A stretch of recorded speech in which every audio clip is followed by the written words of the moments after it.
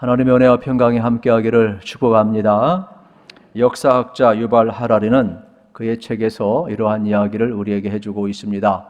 21세기를 위한 21가지 제안이라는 책에서 인류가 탄 지구호는 현재 삼각파도를 향해 돌진하는 난파선 형국이다. 하지만 이 거함에 조타실이 따로 없다는 사실이 타인탄핵 이상의 비극을 예고한다. 어느 하나 그것만으로도 배를 삼킬 듯한 세 가지 대형 파도다. 이러한 결론을 내리고 있습니다. 여러분, 어떻게 지구만 위기 속에 처해 있겠습니까? 우리 인생 한 사람 한 사람 되돌아보면 위기가 아닌 인생은 아무도 없습니다. 잔잔한 파도가 있다가 갑자기 광풍이 일어나고 또 그것을 잘 극복했다 하면 어느새 배는 파도 끝에 서 있고 어느 때는 롤러코스터를 타는 것처럼 곤두박질하는 경우가 많이 있음을 우리는 보게 되는 겁니다. 그래서 인생은 항해하는 배와 같다라고 이야기를 하고 있는 것입니다. 사도 바울도 죄인의 몸이 되어서 배를 타고 지금 호송되는 과정에 유라굴라 광풍을 만나 여러분 거의 죽게 됨을 보게 됩니다. 그래서 오늘 본문 20절에 보게 되면은 큰 풍랑이 그대로 있음에 구원의 여망마저 없어졌더라 그랬습니다. 여러분, 지구도 여러분 거센 파도를 향하여 돌진하는 그러한 모습처럼 우리 모든 인생도 마찬가지입니다. 그러면 오늘 이 자리에도 여러분 나만이 하는 어떤 고통, 절망이 있어서 정말로 어찌할꼬 하면서 예배드리는 심령도 있을지 모르겠습니다. 그러면 우리는 어둠의 터널 끝에서 끝나는 겁니까? 파도를 만나고 파손돼서 끝나는 인생입니까? 그렇지 않지요.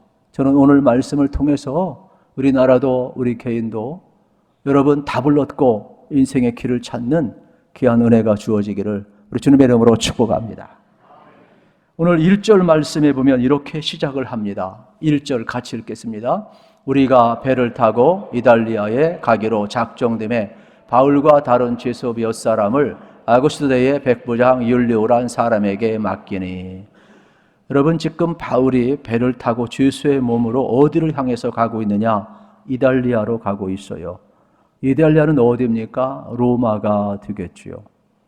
그런데 로마로 향하여서 가고 있는데 여기 이 책임자는 누구냐? 여러분, 바로 율리오라는 백부장이 되겠습니다. 그러면 왜 지금 바울이 로마를 향하여 가고 있습니까? 그것은 표면적으로 보면은 바로 가이사 황제에게 상소했기 때문임을 우리는 알게 되는 것입니다. 그 당시 사회적 배경을 우리가 생각을 해야 되는데 바울은 유대인이면서 동시에 로마 시민권을 갖고 있었습니다. 그러니까 로마 시민권자의 파워는 대단했습니다. 특권은 대단했습니다. 로마 시민권자는 그 당시 여러분 어느 누구도 중간에서 패할 수가 없어요. 어느 누구도 황제 앞에 가는 길을 막을 수가 없어요. 한번 황제 앞에 상소하면 로마 시민권자는 반드시 시체라 할지라도 황제 앞에 가야 하는 것이 그 당시 법이에요. 그래서 적어도 여러분 이 로마 시민권을 가진 사람은 아무리 피고라 할지라도 인권이 최소한 보장되어 있는 그러한 시대임을 발견하게 되는 것입니다. 지금 죄수의 몸으로 호송하는 광경을 재구성하면 이렇습니다. 이달리아로 여러분 이제 옮겨지는 장면이 되겠지요. 그리고 동시에 다른 죄수들이 타고 있습니다. 그리고 백부장 율리오가 총책임자가 되겠지요. 그리고 여기에 아리스타고도 타고 있고 누가도 타고 있음을 발견하게 되는 겁니다. 그리고 이 배가 지금 로마를 향하여서 가고 있습니다. 처음에는 작은 배를 타고 가다가 나중에는 큰 배로 갈아타게 되는 것입니다. 4절에 보게 되면은 여러분 이렇게 이야기를 하죠. 또 거기서 우리가 떠나가다가 맞바람을 피하여 급으로 해안을 의지하여 항해하여 계속해서 작은 배를 타고 조심조심 이동을 하고 있습니다. 그리고 이제 5절부터 6절에 보게 되면은 이제 알렉산드리아에서 배로 갈아타게 됨을 보게 됩니다. 길르기아와 밤빌리아 바다를 건너 르기아의 무라스야 이르러 거기서 백부장이 이달리아로 가려 하는 알렉산드리아 배를 만나 우리를 오르게 하니 바꿔 타고 있지요. 그러니까 여기에서 여러분 이 배는 큰 상선이라고 이야기를 합니다. 우리가 생각하는 오늘날 군함이 아니죠. 그 당시는 이런 군함이 없습니다. 그래서 전쟁이 나면 큰 상선을 차출을 합니다. 그리고 바로 이제 전쟁에 사용을 하게 되는 것이죠. 그러다 보니까 이 통제권이 누구에게 있느냐? 1차적으로 바로 백부장 율리오에게 있다라고 성경은 이야기를 하고 있습니다. 나중에 보니까 이 배에 돈을 벌려고 하는 사람 276명이 타 있음을 성경은 증언을 해주고 있습니다. 7절부터 11절에 보면은 이들이 어떻게 항해를 하는가 이렇게 소개를 합니다. 배가 더디가 여러 날 만에 간신히 니도 맞은편에 이르러 풍세가 더 허락하지 아니하므로 살모네 앞을 지나 그레데 해안을 바람막이로 항해하여 간신히 그 연안을 지나 미항이라는 곳에 이르니 리세아시에 가깝더라.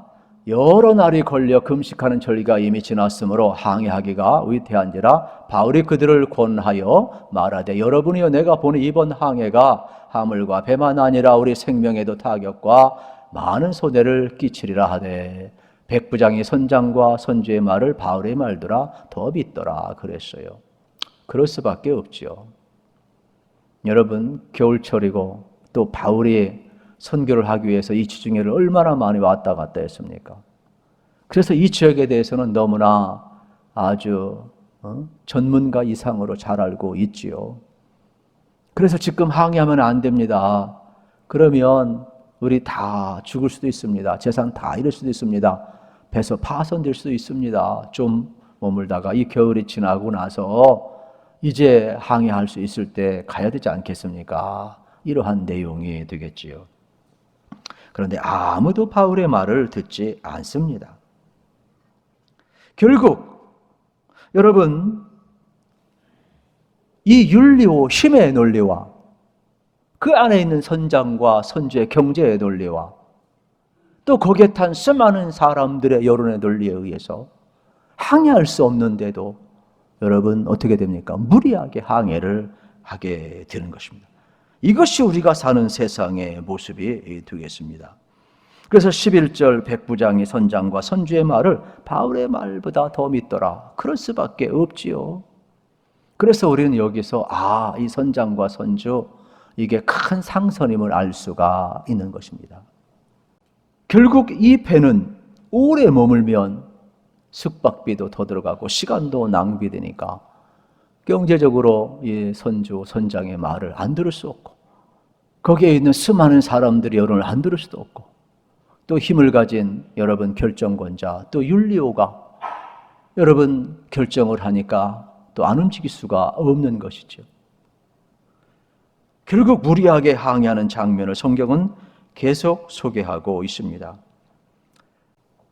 결국 외롭고 고독한 늙은 바울의 이야기는 아무도 주목하지 않았습니다. 12절에 보십시오. 그 항구가 겨울을 지내기에 불편함으로 거기서 떠나 아무쪼록 피닉스에 가서 겨울을 지내게 하는 자가 더 많다. 피닉스는 그레데 항구라 한쪽은 서남을 한쪽은 서북을 향하였더라. 사람이요 여론이요 불편하면 못 참아요. 참 여론이라고 꼭 좋은 건 아닌데 결국 힘의 논리, 돈의 논리, 여론의 논리에 따라서 움직이고 있음을 보게 되는 것이죠. 13절, 14절에 보게 되면은 남풍이 순하게 불매 그들이 뜻을 이룬 줄 알고 닻을 감아 그레데 해변을 끼고 항해하더니 얼마 안 뒤어 섬 가운데로부터 유라굴로라는 광풍이 크게 일어났다 그랬어요. 처음에는 순풍이 불어서 배가 잘 나갔어요. 그래서 우리가 바울 말 안 들은 거 참 잘했다 이렇게 생각을 했거든요. 그런데 조금 가자마자 유라굴로 광풍이 불어요. 그래서 그들의 선택이 잘못됨을 얼마 안 가서 금방 드러나게 됨을 보게 되는 겁니다. 유로글루는 여러분 오늘날 어떠한 이름을 붙이잖아요.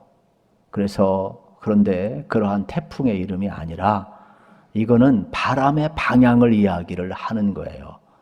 그래서 이 유라굴루는 동풍과 북풍의 합성어예요. 바람이 여러분 남풍이 불어서 배가 잘 싹 돛을 따라 가야 되는데 맞바람이 불어오는 거예요. 동북풍의 바람이 불어와서 배가 뒤집히고 갈 수가 없는 상황. 이게 얼마나 거센지. 그래서 큰 광풍을 만났다. 이렇게 표현하는 내용이 되겠습니다. 14절, 15절, 17절에 보면은 여러분 이러한 표현이 나와요. 얼마 안 되어 섬 가운데로부터 유라굴루라는 광풍이 크게 일어나니 배가 밀려 바람을 맞추어 갈 수 없어 가는 대로 두고 쫓겨가다가 그리고 끌어올리고 줄을 가지고 선체를 둘러 감고 스르디스에 걸릴까 두려워하여 연장을 내리고 그냥 쫓겨가다니 이건 뭐냐? 바람이 여러분 이게 뒤에서 잘 불어가지고 그 바람을 타고 배가 가야 되는데 반대 방향 자꾸 밀리다 보니까 배 밑이 암초에 걸는 데까지 와서 겨우 비껴가는 거. 땅바닥 닿는 그 순간까지 와서 겨우 쫓겨가는, 이걸 쫓겨가고 이렇게 표현하는 거예요. 배 밑바닥이 암초나 땅에 닿을까 말까 겨우 이동하고 있는 장면을 이렇게 표현을 하고 있는 거죠. 우리 인생의 모습과 똑같아요. 우리가 바른 선택을 하고 여러분 꿈을 가지고 인생을 살지만은 결국 그 선택이 객관을 느끼지 못한 선택이기에 위기를 가져오고 결국은 쫓겨서 두려움 가운데 파선 직전까지 가는 게 인생임을 우리는 보게 되는 것입니다. 18절, 19절 말씀을 보십시오. 여러분 놀라운 일들이 벌어져요. 같이 한번 읽읍시다. 우리가 풍랑을 심히 애쓰다가 이튿날 사공들이 짐을 바다에 풀어버리고 사흘째 되는 날에 배의 기구를 그들의 손으로 내버리니라. 여러분 이게 무슨 낭패입니까? 276명이 꿈을 안고 짐을 실었는데 풍랑을 만나고 나니까 자기들이 안 버리니까 사공들이 풀어서 버려버리고 있어요. 여기에 있는 짐들은 그들의 재산입니다. 꿈입니다. 미래입니다. 행복을 가져올 여러분 물건이요. 돈으로 바꿀 수 있는 것들입니다. 그런데 위기를 만나고 나면 내가 붙들게 되는 것이 여러분 나를 살린 것이 아니라 내 행복이 아니라 버려야 할 것임을 우리는 알게 되는 겁니다. 지금 내가 붙들고 사는 것이 나를 지키고 최고의 행복인 줄 알지만은 위기의 순간, 생명과 무리가 붙들고 있는 걸 택해야 되는 순간은 내가 붙들는 것이 아무것도 아님을 깨닫는 순간이 오는 것입니다. 이거 붙들면 오히려 옛날에는 살지 모르지만은 지금은 죽습니다. 그래서 결국은 광풍을 만나고 그토록 소중히 여겼던 물건을 바다에 전부 던져버리고 있는 것입니다. 그래서 여러분 나중에는 어떻게 됩니까?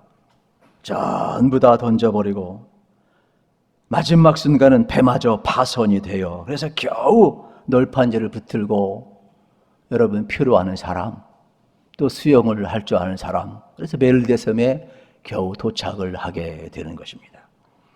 20절에 이 상황을 이렇게 표현합니다. 여러 날 동안 해도 별도 보이지 아니하고 큰 풍랑이 그대로 있음에 구원의 여망마저 없어졌더라. 여러분 생각해, 칠흑 같은 어둠, 큰 풍랑을 만나고 나머니 구원의 영향마저 없어졌더라. 이러한 내용 아니겠습니까? 이때 배 안에 있는 사람들은 생각을 했을 겁니다. 절체절명의 위기 속에서 무슨 생각이 들었을까? 그때 바울이 이야기하는 내용을 그 나이 많고 죄수의 몸으로 가는 바울의 이야기를 귀담아 들었으면 오늘 이러한 풍랑은 만나지 않았을 터인데 후회의 순간이 떠올랐을 거예요. 그때 바울이 등장을 합니다. 그러면서 21절에서 이렇게 이야기합니다. 여러 사람이 오래 먹지 못하였음에 바울이 가서 서서 말하되 여러분이여 내 말을 듣고 그레다에서 떠나지 아니하여 이 타격과 손상을 면하였더라면 좋을 뻔하였느니라. 바울이 어떤 너희들 내 말 안 들어서 고생해 쌤통이야 이런 말이 아니라 그 다음 절을 이야기하기 위해서 여러분 제 말을 들었으면 이러한 어려움은 안 당했을 겁니다. 그런데 여러분 걱정하지 마세요. 그러면서 반전의 고백을 해요. 그게 22절부터 26절에 나와 있는 내용이 되겠습니다. 한마디로 이야기하면 이러한 내용이에요. 여러분 어젯밤에 하나님께서 내게 말씀하셨습니다. 큰 풍랑은 만난다 할지라도 결코 죽지 않으리라고 말씀을 하셨습니다. 저는 하나님의 말씀을 믿습니다. 여러분 두려워하지 마세요. 여러분 죽지 않을 것입니다. 지금 죽게 되었다는 사람을 향하여 반전의 메시지를 전하고 있는 거예요. 바울의 은혜가 뭔지 아십니까? 하나님이 말씀하시면 이룰 것을 믿는 믿음이에요. 여러분은 믿음을 자기 확신으로 생각하는데 그것은 자기 신념이지 믿음이 아닙니다. 믿음이라는 것은 하나님의 말씀에 대한 나의 태도가 믿음이에요. 저는 여러분이 바울과 같은 믿음의 은혜를 받기를 축복합니다. 그래서 우리 인생길 걸어가면서 여러분 하나님이 말씀하시면 하나님이 죽지 않으려 하시니까 믿는 거예요. 지금은 죽게 되었는데 죽지 않는데요. 상황을 보는 것이 아니라 하나님을 믿고 있는 바울의 믿음, 이 믿음이 살리는 것이죠. 우리 인생길을 걸어가면서 시야를 새롭게 가질 필요가 있어요. 어떤 인생의 굴곡진 문제가 온다 할지라도 여러분 그 문제를 가지고 하나님을 바라보시기를 우리 주님의 이름으로 축복합니다. 그러면서 바울에게 이야기하는 겁니다. 바울아, 네가 왜 살아야 되는 줄 아느냐? 여기에는 276명 왜 살아야 되는 줄 아느냐? 그것은 바로 네가 로마에 가야 하기 때문이다. 바울의 가슴에 불을 붙였던 그 하나님의 마음, 영혼을 향한 그 뜨거운 사랑, 그걸 가지고 네가 로마의 심장 보러 가서 죽어져가는 수많은 영혼들의 복음의 불을 붙이라는 거예요. 우리는 지금 구사일생으로 살아가는 데 초점이 있는데 하나님은 이 풍랑조차도 바울을 로마로 보내는 도구로 사용을 하고 있는 거예요. 초점이 다르지요. 하나님의 놀라운 계획이 지금 이루어지고 이제는 주도권이 바울에게 넘어가고 있어요. 지금까지는 힘의 논리의 윤리요 군사의 힘이었어요. 지금까지는 경제 논리의 선장과 선주의 논리였어요. 지금까지는 불편함을 참지 못하는 거긴 276명의 여론의 논리였어요. 그러나 그들의 논리는 결국 어떻게 됩니까? 유라굴로 광풍 앞에 만나니 아무것도 아닌 거예요. 우리가 세상에서 대단하게 여기는 이러한 힘의 논리와 경제의 논리와 여론의 논리가 지금은 내가 붙들고 있는 최고인 것 같지만은 그러나 결정적으로 선택해야 할 순간, 최고의 가치를 선택해야 되는 순간에는 아무것도 아님을 깨달아 알아야 되거든요. 그래서 결국 31절, 36절에 보게 되면은 놀라운 반전이 벌어져 이 위기 속에서 주도권이 바울에게 넘어가니까 바울이 예를 들면 35절에 떡을 가져다가 모든 사람 앞에서 축사하고 하나님 앞에 축사하고 떼어주기 먹기 시작하니 그들도 다 안심하고 받아 먹으니라. 멸망의 순간에 떡을 떼었다 성찬식을 했다라는 거예요. 여러분 이게 참 다른 거예요. 타이타닉호 같은 경우도 여러분 어떻게 되냐, 암초에 부딪히고 배가 파손될 때 그 마지막 장면을 보여줘요. 어떤 사람은 더 물건을 가지려고 아우성치는데 그게 내 것이 됩니까? 살려고 구명부터 타고 막 몸부림치고 그래서 살 수가 있는 겁니까? 그런데 어떤 사람은 그 안에서 오히려 찬송하고 그대로 받아들이며 하늘을 향하는 그런 모습도 보이잖아요. 지금 이 현장에서 다 죽어져 가는데 마지막 만찬을 베풀고 있다니까요. 그런데 하나님은 어떻게 됩니까? 기적을 베풀죠. 이 성찬을 받은 자들, 성경에서 떡을 뗀다는 건 전부 다 성찬을 의미하는 겁니다. 기적이 일어나요. 그래서 약속대로 276명이 벨리데 섬에 도착해서 생명을 건져내게 되는 겁니다. 이게 이제 27장까지예요. 그리고 여러분에게 또 다음 주에 말씀을 드리겠지만 간단히 맛배기만 하면 이렇습니다. 3개월 후에 이들이 로마에 도착을 하게 됩니다. 기적이 일어나요. 28장 11절 14절을 읽겠습니다. 시작. 석 달 후에 우리가 그 섬에서 겨울을 난 알렉산드리아 배를 타고 떠나니 그 배의 머리 장식은 디오스고르라. 스라고사에 대고 사흘을 있다가 거기서 물러가서 레기온에 이르러 하루를 지낸 후 남풍이 일어나므로 이튿날 보디올에 이르러 거기서 형제들을 만나 그들의 청함을 받아 이래를 함께 머무니라. 그래서 우리는 이와 같이 로마로 가니라. 3개월 후에 이들은 로마에 도착을 하고 있어요. 여러분 생각을 한번 해보세요. 지금 뭐가 이루어지고 있는가요? 하나님의 뜻이 이루어지고 있어요. 그리고 더 놀라운 사실은 여러분 15절이에요. 15절 같이 읽읍시다. 시작. 그곳 형제들이 우리 소식을 듣고 아비오 광장과 트레이스 데베르네까지 맞으러 오니 바울이 그들을 보고 하나님께 감사하고 담대한 마음을 얻으니라. 아멘. 바울이 도착한 곳은 어딘 줄 아세요? 여기 보세요. 아비오 광장, 트레이스. 여러분 이 티베르네까지 왔다. 이 광장은 어떤 광장이냐? 로마 장군이 전장에서 승리하고 노량물과 포로들을 데리고 개선 퍼레이드를 벌치는 광장이에요. 승리의 광장이에요. 그런데 여기에 누가 왔어요? 바울이 왔단 말이에요. 여러분 출발할 때 바울은 죄수의 몸이었어요. 그런데 이 풍랑을 만나고 하나님은 바울에게 뭐라고? 내가 로마에도 가야 하리라. 3개월 후에 로마에 도착을 했어요. 그리고 그 도착한 현장은 여러분 어떤 게? 승리의 개선가를 부르는 이 광장에 바울이 통과하고 있다는 사실, 하나님의 섭리가 얼마나 오묘한가를 우리는 알아야 되는 것이죠. 저는 여러분의 인생도 이랬으면 참 좋겠어요.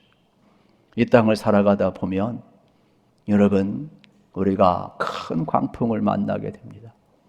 그럴 때 여러분들 너무 좁은 시야로 잘못된 선택을 하지 마시고 여러분들이 좀 모든 상황을 객관화시켜서 여러분들이 바른 판단을 할 수 있기를 축복합니다. 그 판단의 기준은 어젯밤에 나타난 하나님이 너 죽지 않을 것이다. 너와 함께 270명 살 것이다.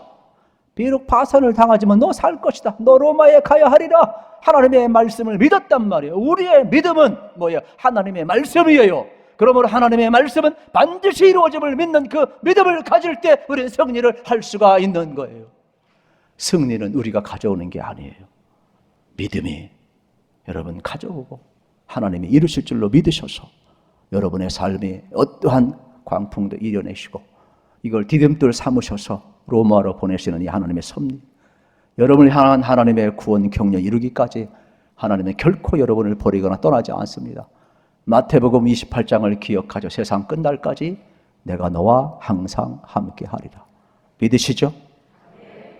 이 말씀이 이루어지기를 축복합니다.